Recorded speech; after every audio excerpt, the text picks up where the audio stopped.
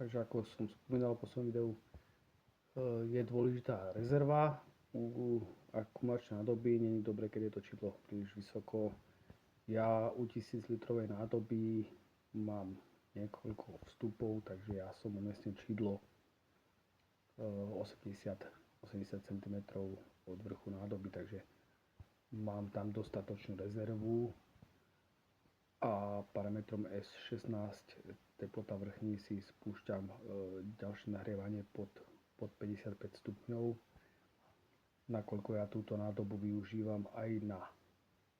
ako užitkovú vodu, aj na topenie do podlahovky, takže ja potrebujem tam mať dostatočnú rezervu,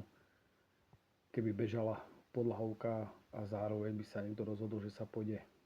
okúpať, osprchovať a mal by som to čidlo len pár centimetrov od vrchu, mohlo by sa stať pri tom sprchovaní, že by sa niekto osprchoval v ľadovej vode, lebo ten kotol by nestihol sa nahriať a nestihol by začať dodávať znova teplú vodu do akumulačnej nádoby. Takže príliš vysoko to čidlo, s tým si znižujete rezervu teplej vody, takže nie je to dobré. Je tam najlepšie, keď je tam dostatočná rezerva. Čidlo spodní,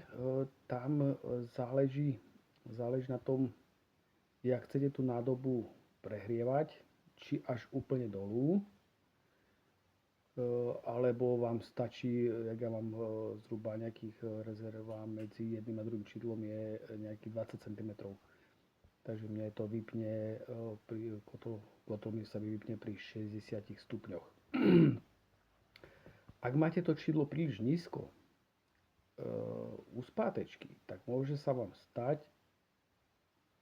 že vám bude pri dohorievaní ťahať do kotla teplú vodu a tým, keď máte tam jeden parameter nastavený na TK, to je čidlo kotla, a je tam nastavené, dajme tomu, na 60 stupňov a vy si dáte nahriať na spodu nádobu na 60 stupňov, takže vám to bude točiť okruhu vodu a ochladzovať vám to cez kotel, ktorý už vám nepobeží, lebo už dohorel a budete takto si točiť, dajme tomu, vodu aj 2-3 hodinky, kým to klesne pod 60 stupňov v tej nádobe a na tej spiatočke.